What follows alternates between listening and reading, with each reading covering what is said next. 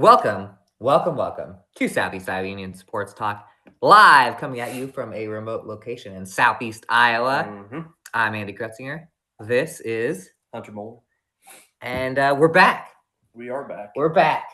Just like we promise every single Tuesday. We're on the same screen again. We're on the same screen again in the same building.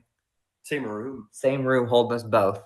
Room that does not have an actual ceiling, so everyone on the outside can hear us. Outside of this room can hear our conversation. That's right, and we can hear all of them. So hopefully no one comes in and like yells at us or anything, because they could. You knew where we were. Stinking sports guys. Yeah, I'm gonna be like, get them with my fists. We are powered by Fairway Food Stores. You know what? Get you a Fairway. Say that every time. I went to Fairway the other day and got myself some. Were you like, I'm with the Union? With the Union, give me some free stuff. No, I don't do that. But I got some Captain Crunch for breakfast. Would you like some? There you go. Would you like some Captain Crunch? I'm okay. Say yes. I'm good. Yeah, I'll take some Captain Crunch. Oops. All berries. Dude, all berries is insane. I know. Isn't that why you get Captain Crunch for the berries? That's why my 2-year-old gets it. Actually, it's my 2-year-old's cereal that I brought in just for that joke. She got it because she liked to steal my Captain Crunch. Gotcha. So then anyway, big story. That's funny. We're going to talk old basketball. Yeah. And you reminded me before the show that we had not even talked about Tuesday's district championship. Everyone probably knows the results by now, but let's go rewind. Take it back. Pretend it is Tuesday, last Tuesday. Yep. Tell me where we were last Tuesday as a newspaper. Well, as a newspaper? Yeah, like how many teams do we have left? Oh, well, we had just 2 teams left. Actually, I take that back. We had 3 teams. The 3A teams hadn't played. But yeah, they did. Did the 3A teams play it? Yeah, they did. I think they just did. 2 teams left. Just 2 teams left. And those teams were Winfield Mount Union and Keota. Yes. Why don't you kick it off with some Winfield Mount Union? Let me talk about some Let me talk to you about some Winfield Mount Union. I covered both games. Tuesday's game at Notre Dame, and if you're an expert in high school basketball tournament, you know that if there's 2 games, they probably won the first game, and they did. So let me tell you about the district championship in Notre Dame, guys. Winfield Mount Union came in one seed, the 1 seed curse in the Southeast Iowa regional substates. Finally been broken. It's finally been broken. Spoiler alert! But it was almost. It was this close from carrying on. Yep. Winfield Mount Union 51-49 over Notre Dame last week in the district championship. They were down 45-35 after 3 quarters. They were down 13 points in the last minute of the 3rd quarter. They were down 14 points at some point in the 3rd quarter, which means it was a 14-point comeback. It was a wild one. WMU stormed back, dominated the first few minutes of the 4th quarter to get back into it. Inside game was rolling. They're getting it down to Cam Buffington and Abram Edwards, which is their bread and butter. But Notre Dame had been slowing that down a little bit. Notre Dame's a little smaller. It's actually a team that I think was more dangerous for Winfield to face because speed and guards and all that other stuff. And Winfield likes to match up against teams that are similar to them. Your laptop's going to die. And I'll tell you what, they just kept this play is unstoppable, or has been the last couple of games. They get either Abram or Cam inside. They bring the other one outside, and whoever's inside, they just dump a really high lob pass to. And when they do it with Cam, I don't understand how you stop it, because no matter what your positioning is, he just jumps higher, catches it, and lays it in. And they were doing a lot of that in the 4th quarter. They got it all the way back. They took a 3-point lead on a Jake Edwards 3-pointer. Notre Dame got a couple stops and eventually tied the game. And it wound up with 11 seconds on the clock. Abram Edwards on the line, 35% free throw shooter in a tie game. It was 49-49. As you know, this year it's 2 free throws the whole way. So he had 2 shots at it. Everyone kind of looked at each other when the situation arose, because it's kind of been well documented. That's the one thing that Abram's not very good at is free throws. Yeah. First free throw off the back of the rim, up in the air, bam, gives them the lead, and then he switched the second free throw. So I think I talked about that on Newsbreak a little bit on Thursday. But 2 game-winning free throws by Edwards. Notre Dame had 2 really good looks to tie the game up. Although I think with as much momentum as Winfield had gotten with that big comeback, if it went into overtime, I still would have liked Winfield's chances.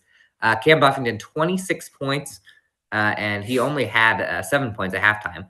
So that was 19 points in the second half. Abram Edwards, 12 points, 11 rebounds. Jake Edwards, 9 points on 3 3-pointers. That was a 3-pointer to end the third when it was a 13-point game to start the fourth, which kicked off the big comeback run. And then the go-ahead 3-pointer. So they're all huge threes, and the go-ahead 3 was from like I like to say rock and jock range. I'm not sure if you're old enough to get the reference to rock and jock basketball back in the day when MTV was king. They used to have these rock and jock basketball games. I think celebrities would play in it, and they would have you'd have like different points. You could shoot like a 5-pointer from like really deep, and it's like so rock and jock range, deeper that NBA range in reality. So Winfield knocks off Notre Dame, gets to the Sub-State championship on Saturday. Yep. On Saturday, WMU defense was the story early on. It was a 23-13 Winfield lead at halftime. Looked like they were rolling. They had didn't have it in the bag, but they definitely had the upper hand. And I'll tell you what, during halftime, I was watching Holy Trinity's star junior Luke Hellige, and he started to take top of the key threes. He had a teammate just kind of get in his face and get a hand in his face for threes, and he just kept knocking down these practice shots from the top of the key. I was like, oh, that might be part of the strategy here coming into the third quarter. I wonder if he's going to step out, and that's exactly what happened. He hit a 3 early in the third, and Holy Trinity had cut it to 6 points a couple of times in the third, all the way down to 2 points in the fourth quarter. So Holy Trinity never had the ball with a chance to tie it. They almost did. They were up 3, or Winfield was up 3 with 40 seconds left and the ball, and they had to shoot it because of the shot clock. And they called a timeout, and it was a little, it felt like, oh, it's a little sketchy if Holy Trinity gets a stop here. They could potentially tie it, and at that point, then Holy Trinity's got a lot of the momentum. Yep. But they went back to the old reliable strategy. They dump it into Carter Lloyd. He throws a lob pass to Cam Buffington. Holy Trinity knew it was coming, had Hellige right on him. Yeah. It was a tough shot. And Cam leapt up, makes the grab, like a tight end type grab in the end zone. Missed the first layup, but instant put back, no problem. That put them up 5, and then they were up 3 points.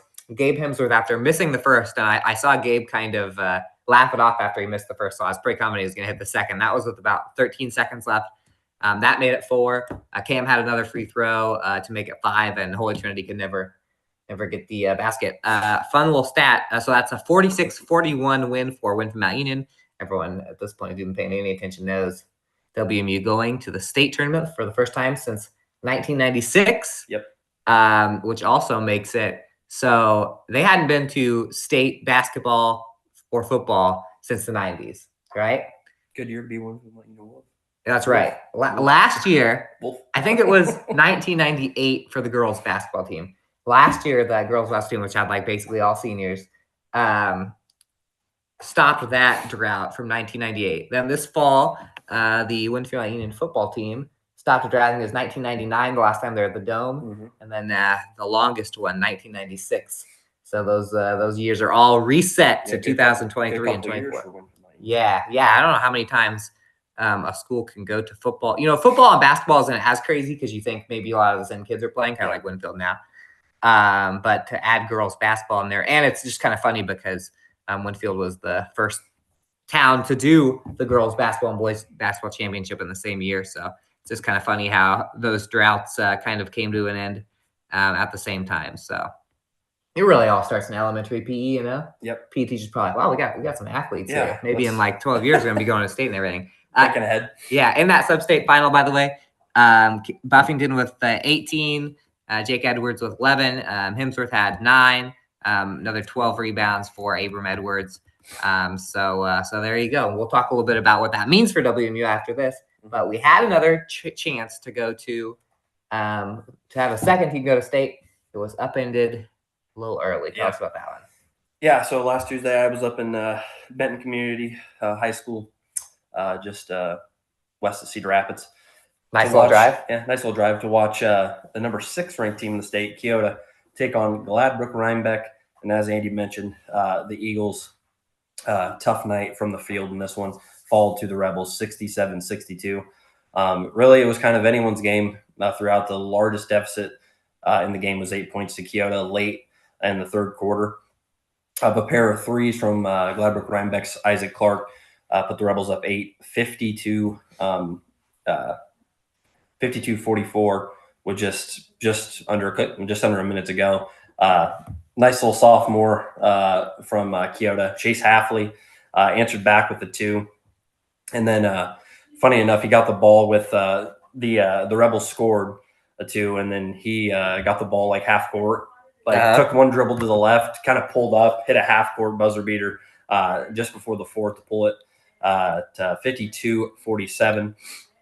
From then on out, Keota, the closest they got it, they knotted it up at 57-57. Really nice start to the fourth quarter. Outscored the Rebels 4, 5, 6, 7, 8. Let's see, 9, 10 to 5 through the first 4 minutes of that final frame there. But the Rebels down the stretch were near flawless. Defensively, I think was kind of the biggest difference maker in this one. Keota with 30 seconds to go, Sawyer Stout has kind of been their go-to scorer all season long. Hit a three to make it 65-62. The Eagles did get a defensive stop with the chance to tie. They elected to go for the quick two, try to get the lay-in. Couldn't get it to go. Gladbrook Rhinebeck got the rebound, and then it became a free throw battle from then on out. And Keota just couldn't find the bucket to get back into to tie it up, send it to OT, or win it. And as I mentioned, shooting was kind of the biggest difference. Gladbrook Rhinebeck has a couple tall kids. Michael Boyd, Jr. in particular, did damage, 25 points on him, 11 for 15 from the field.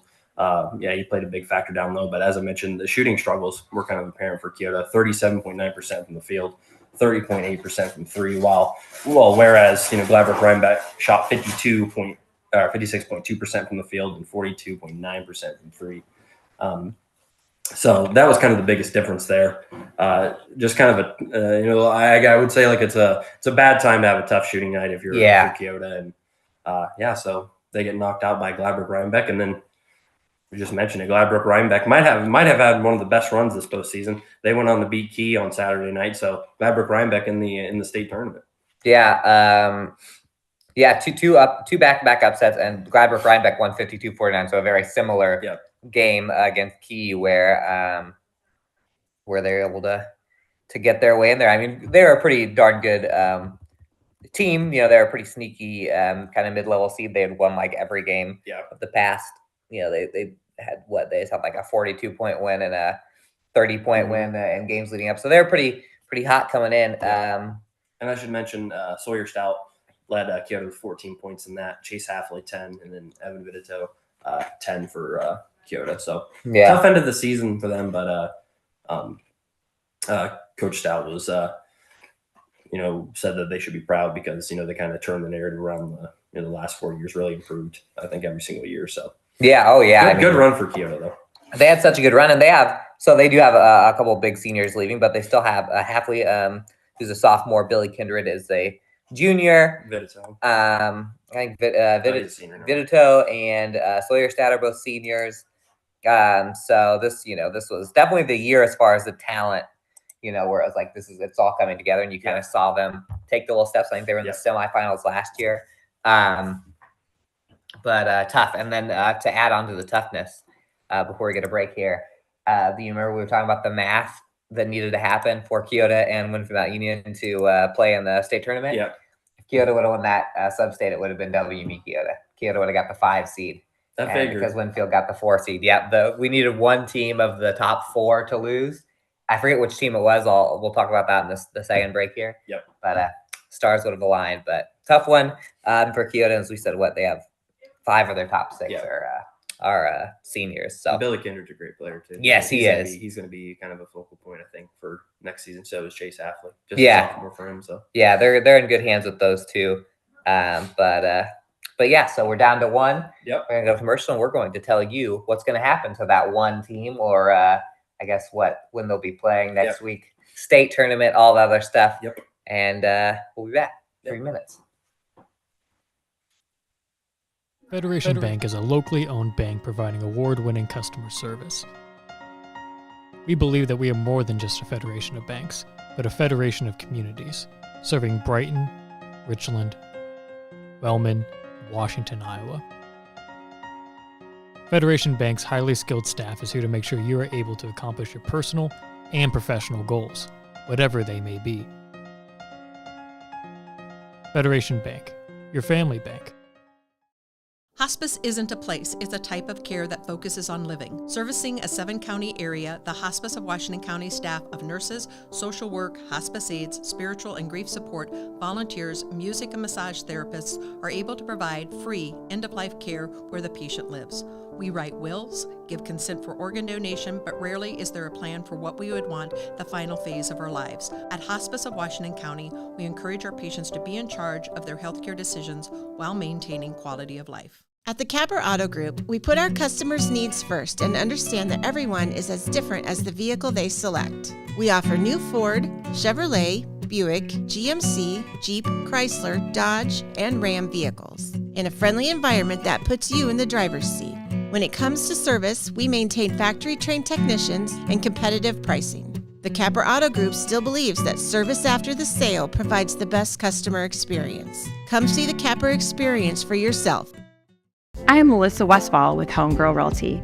Heather and Charlotte and I have worked together for many years, and we have always had a vision to have a business together. I'm Charlotte Howard, and the good news is we bring a very high level of experience. We have a combined 80 plus years of experience in this real estate marketplace. I'm Heather Merrick, and Homegirl Realty brings a lot of things to the table. We have phenomenal communication with our clients, buyers, and sellers to make sure things are going smoothly and you don't have anything to worry about.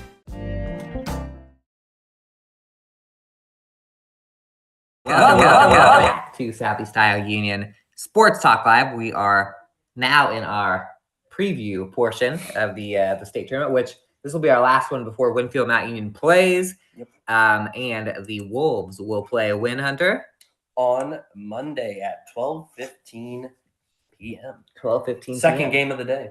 And Mr. Hunter Muller will be in attendance. Yep. Second game of the day. So Hunter, you're going to that game. I think you're staying there pretty much all day, right? You're doing the whole day, or no? You're going back and forth. Still deciding. It depends if Samantha wants or gets a ride with somebody up for the West Burlington game. I'm not going to complain just watching state teams go at it all day. Yeah. But, well, I didn't know if you want. So it's still up in the air whether still up in the air because Hunter's wife Samantha works at West B, and the, West Burlington actually made the 2A state tournament. Yep. So there's two Southeast Iowa Super Conference teams playing on Monday. So so I'll go through the 1A bracket here. Yep. Northland, familiar team, played Waco. Waco played them fairly close earlier this year. They played Woodbine, and you did the story. Woodbine knocked off Madrid. Madrid, ranked number 2. Yeah, the number 2 team. So that messed up the brackets a little bit. If that would not have happened, and everything else kind of went the way it went, it would have been Lake Mills 4 and Winfield 5. But instead, Winfield Union is the 4 seed. They'll be playing Linville Sully, not a local team, but familiar team. But a familiar team. Actually, Linville Sully's only loss on the season was to Kyoto. Yes. So. So you know what? Maybe Coach Edwards can makes a little call to Coach Stout. Yeah, maybe take him out for like a little meal. Mm-hmm. Huh? Maybe a little meal in Washington or something on Friday. Get some all-you-can-eat tacos. Oh. And get a little scouting report. And you know what? Then he could, after that, assuming Northland could beat Woodbine, the upset hungry team of Woodbine. Mm-hmm. Let's say Winfield wins, then he takes Coach Paul Kissel from Waco out for a nice dinner to get a little scouting report on Northland. Northland Woodbine, then Winfield Mount Union, Linville Sully. That's at 12:15 p.m. Central Time. Marquette Catholic, familiar team that New London beat. Not used to seeing them, but you have seen them. I saw them in a crazy game last year. Did New London beat them in overtime, or was that regulation? I think it was overtime. I think it was OT. New London knocked Marquette Catholic out last year. They'll be playing Gladbrook Rhinebeck. Mm-hmm. Look at all this familiarity. A lot of familiarity. Seeing Gladbrook Rhinebeck. And then Lake Mills, North Union. Have either of us ever seen those two schools play ever? I know Lake Mills played, I think. Oh, never mind. I was going to say, I think Lake Mills was the team that played Danville 2 years ago when Danville made the state tournament. Oh, really? That might be true. I can't remember if it was Lake Mills or like Forest something. Forest City. Forest Hills. We'll fact check that. We're going to fact check that. And then Not to just be pulling out like teams that played Southeast Iowa Super Conference teams, but and then 2A Hunter. Yep. We got who do we got? Hold on. Oh wait, I had it on my computer. You're just gonna look over. Oh yeah, I guess here we go. There we go. My bad. In Class 2A, we've got number one seed Western Christian taking on number 8 seed Regina Catholic. Fun fact: if you want to hit them with the fun fact about Regina Catholic. Regina Catholic. Oh, well, yes, of course. This is the first. This is the first state tournament appearance for head coach Paul Runquist, former Mount Pleasant coach. Just a few years ago, when Mount Pleasant made those back-to-back state championships, when they were state champions in 2008. His first season. This is his first season back as a head coach over at Regina. They played Pella Christian. Mm-hmm. That game was on YouTube, so I went and watched it afterwards. Just to kind of maybe there are clips on Twitter. Either way, I saw the end of that game, which was a pretty crazy ending. So Paul Runquist and the Regals back over there playing Western Christian. Yes. In the second game, second game of Class 2A at Wells Fargo Arena will be the 4th seeded West Burlington Falcons taking on the 5 seeded. I shouldn't say. I don't know what trainer's mascot is off the top of my head. It's the Cardinals. I think maybe it might be the Cardinals. I'm gonna click it. That's my official guess. I clicked it. Yep, you're right. The trainer Cardinals. Well, give me another one. West Burlington. Okay. Oh wait, yeah, well, No, I'll test you in a sec. Okay. West Burlington, one of 2 undefeated teams in the field. The third game will feature 2nd seeded Hudson taking on 7th seeded Grundy Center. I bet you those are the Spartans because it's got the Michigan State logo. It is the Spartans. Hudson, I have no idea. You got a guess on Hudson? Pirates. Pirates? Yep. Oh, are we going to be able to run the table in 2A here? We have the 3rd seed of Underwood, the other undefeated team, 24-0, taking on 6th seeded Unity Christian. I'm guessing Underwood's the Hawks. Yeah, Hawks, and then Unity Christian. I have no idea. The Eagles. Crusaders, Ooh. Knights. Honestly, not even lying. I was totally going to say the Eagles. I just wanted to be a lot out of both of these fields. A lot of 1A and 2A. A lot of great teams. Yeah, and speaking of familiar teams, so the Western Christian Regina game and the West Burlington Trainer game are on Monday. So if you go to Wells Fargo on Monday, or you pay the $1 million to the Iowa High School Sports Network to get their tournament pass, which we'll undoubtedly end up doing, you get to see teams that are extremely familiar all of Monday. The last 2 games there in 2A are on Tuesday, and then we jump into the 3A tournament. Run through it. Yep, we got Decorah playing Williamsburg. Little result from last night. Yeah, Williamsburg against Keokuk last familiar night. team. It was a pretty tight game. So Keokuk, I guess we didn't talk about this last show. After beating Mount Pleasant in the sub-state, Keokuk went on to upset the number 1 seeded Solon. Yep. Keokuk won a state girls bowling title, got 1st and 3rd at individual state girls bowling, hired former Hawkeye stud Marvin McNutt, and then beat the number 1 team in the sub-state in boys basketball all in like 48 hours. So Decorah, Williamsburg, then Assumption and Ballard, Waverly, Shell Rock, and Pella. I watched the end of the Pella winner set sub-state game last night or a couple nights ago. That was very exciting. A little bad blood. Actually, you want to know a secret, guys? What's that? You want to know a little secret? Hit me. If you go back to watch the Pella and winner set YouTube stream on the YouTube, go to right at the beginning, and the winner set announcers are ripping on one of the Pella kids. Oh, and they haven't fixed it yet. You can't really, but like they call him like a prima donna or something, and then they stop talking for a second, but it's still on the stream. So I went back and I was laughing so hard at that. It makes it more harsh that Pella beat him. You know, someone's already clipped that and sent it over. Yeah, I wonder. Well, someone is now because I just let it loose. MLC Floyd Valley against Bondurant Farrar. Defending state champs. Yeah, Bondurant Farrar. Wow. Also the team that Sheridan. My cousin's a assistant coach. Oh, really? Bondurant. Go Bondurant. Then we're all about Bondurant. I better double check and make sure. Yes. I guess we're yeah. There you go. And they beat ADM in the sub-state final by 2. I wonder if that one's on. Is that your cousin? He's looking at the staff. Oh, lies. Do we have No, but he live? might be just like one I'm of gonna the- have live they lying only- on they Southeast only Side have- Union Sports Talk. I'll give him a call. Give him a call. check. Be like, hey, congratulations. And he's like, oh, I don't work there anymore. I work at Winterset. We got beat by this prima donna. Oh man, imagine. Yeah.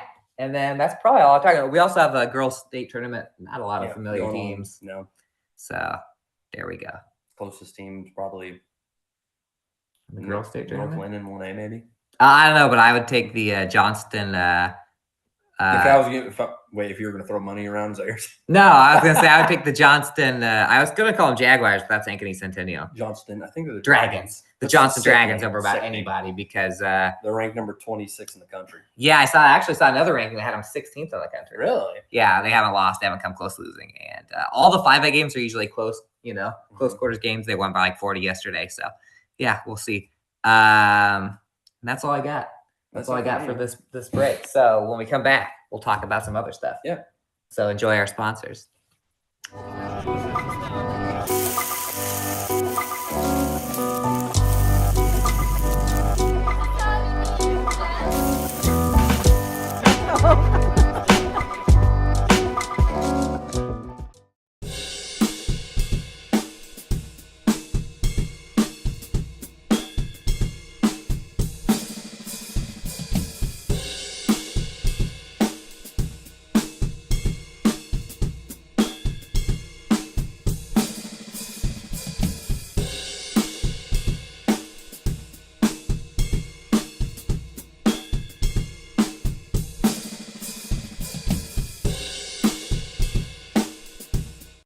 At 5 Star Community Credit Union, we want to help you lead a better life. We offer competitive rates and convenient appointment times for all kinds of loans: auto, recreational vehicles, home equity line of credit, holiday, and personal loans. We make it easy to build your credit and enjoy the good things in life. We invite you to join 5 Star Community Credit Union. We are community-minded and member-focused. Come visit our locations in West Burlington and Mount Pleasant or online at 5starcu.org. Federally insured through the NCUA, Equal Housing Lender.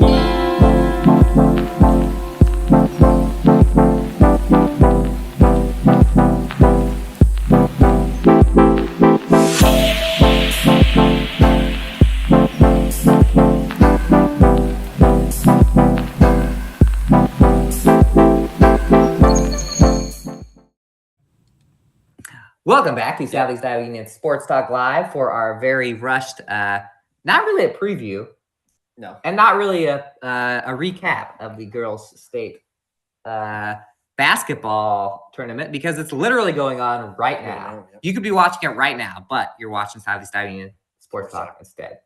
And appreciate there's only one of those a week. There's like 20 girls basketball games at this thing.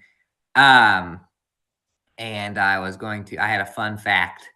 I had a fun fact for you guys, but I haven't got it yet. So Hunter, why don't you tell us what happened in the 5A class? Yeah, 5A. 5A kicked off yesterday.